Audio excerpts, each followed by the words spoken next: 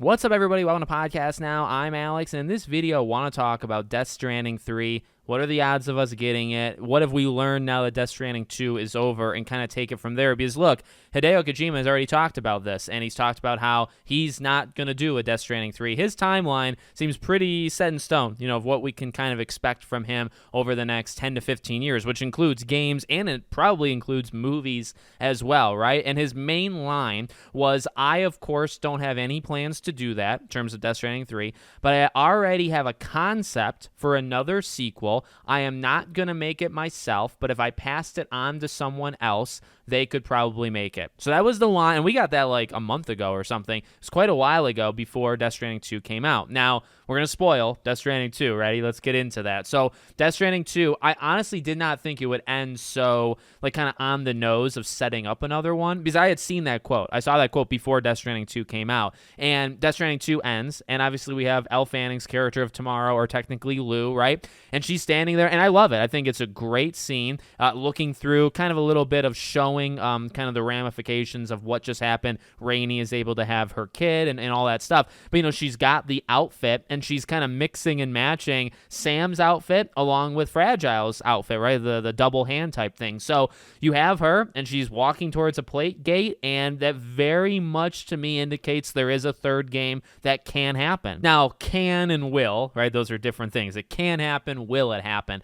I feel like it could. I feel like the game is kind of on the rise. It's something we've talked a lot about with Death Stranding 2. I think it's a lot more mainstream. I think it's a lot more well received than the first. Whether the opinion of you is that the game is better than the first game or worse than the first game, I think it just has more mainstream appeal now than it did. I also think, we have an animated movie and also a live action movie happening of it. So, I mean, the property is growing, right? The property is massive, and it's only getting bigger, I feel, with this game. And then what they're going to do to take it outside the gaming medium, right? There's a lot of potential there. So I feel like the popularity is definitely there. I think it really just comes down to exactly as he said, right? So you use his ideas, and this is something we haven't seen, and it's something that's a little scary, about these legends in the gaming industry getting older. We're going to probably start to see it more and more, right? Where it's like these people want to do things, but they only have so much time, and games take 5-6 years to make. So we need to start seeing, I guess, in order to prove that we can do it, we need to start seeing someone like him having an idea and then literally, handing it off to somebody and say, okay, here's the blueprint. Here's an outline of the story. Take it and run with it. And we see it, these kind of collaborations you kind of see in Hollywood more than not, right? This is where you see, okay, somebody has a general premise and it's that's the baseline, and they kind of take it and run with it. Gaming, it doesn't happen so much, mainly because a lot of these legends are still kind of able to do it themselves, right? They're not at the point yet where they're running out of time, but they are getting to that point. So that to me is the really big thing, because the story itself, in terms of where they can go, I think it honestly almost writes itself. The baseline is playing as Lou, so you have the connection to Sam right there. Now you can still have Norman Reedus, it's just you're not playing as him anymore, right? He's older. He at this point should definitely retire, from the Porter game. And so you're playing as his daughter. So you got the connection, kind of passing of the torch.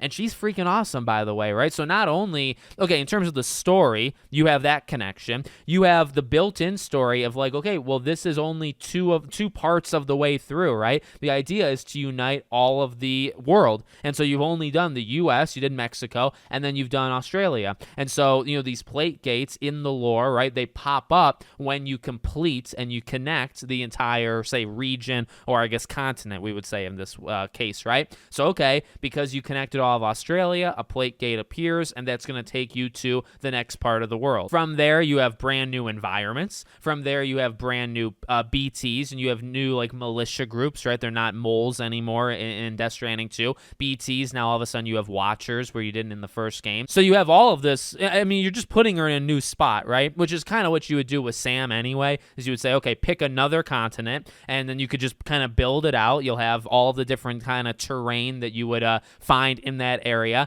and then you have new enemy types because of it. You honestly, look, The second game, I think, has a much more simplistic story that I don't actually think is better, but it is the way that it is, where you're connecting Australia. That is most of the story in the second game. There's definitely more, and I've talked about it in like 5 other videos, but that's the baseline. And in honestly, similar way, the baseline of the first game is connect the U.S., and there's a lot more to it than just that, but that's the goal. So, okay, you can literally keep going. You can, in fact, make several more of these and say, okay, connect X continent, Y continent, Z continent. That's the main goal. And then everything else, you just start to introduce these elements. If you want to keep connecting it to the past, I guess you can do that. With Lou herself, I mean, you have the traversing, you have the combat, and then the combat, though, so she has the tar powers, which are very, very unique and very freaking sweet. So all of a sudden now you could have almost like a DMC type style, with the game. Like it's so Metal Gear-like now, which is great. I think they honestly refined it to a great level in Death Stranding 2, but imagine where it could go, where she can still do that stuff and it can still be rigid, but she can also have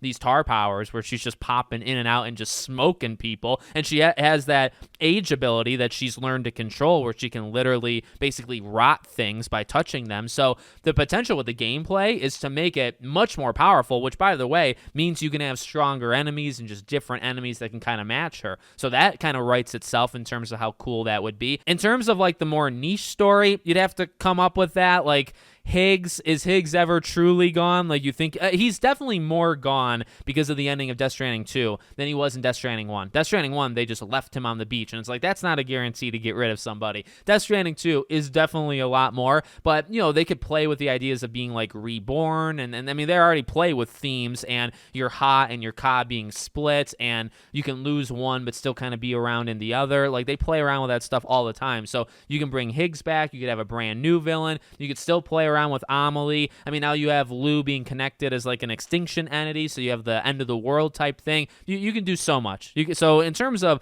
I wanted to make that a part of the video, obviously, because I don't think it should be ignored. From like, can the game universe continue to go on? Of course. I just came up with all those ideas on the spot. Like, easily you could do that. It's really the other side of things. It's the development. It's like, and again, like he said it, I feel like there should already be a plan in place where it's like, okay, he has an outline. You can fill in the gaps. He's not doing the entire game. He's not going to sit there for 6 years and make it. But he has, okay, here's Act 1. He can even write the 16 episodes, right? Episode 1 is titled this person's name. Episode 2 is titled this. And he could have a rough outline of where he wants it to go. And then you just fill it in with everything else. You have 2 games now that you kind of understand like the way he does it, and also he kind of does it the way he does it for his entire life, right? It's a Kojima production type game, but you have a blueprint to follow, not just with maybe an outline for a third game, maybe gameplay ideas that he has that he writes down. All he really needs to do is write down ideas, hand it off to somebody. I guess for that though, it's like, okay, well, who do you give it to? Do you split off Kojima Productions and you make it so big that you can kind of have a team that's just a Death Stranding team, right? So you have the OD team, and then you have his maybe final game team, and then maybe you have a Death Stranding team off to the side that's just constantly working on these games.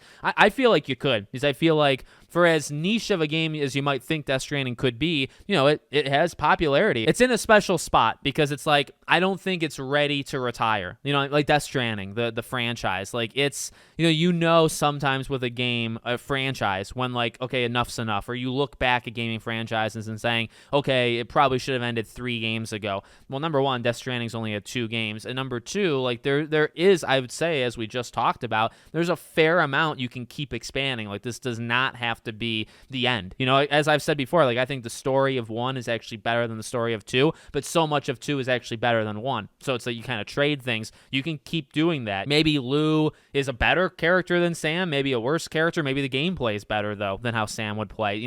There's room to continue to grow it. It's not like it's maxed out, I don't believe. So let me know what you guys think in the comments. Make sure, as always, you're subscribed to the channel, bell icon turned on, and I hope to see you all on the next one.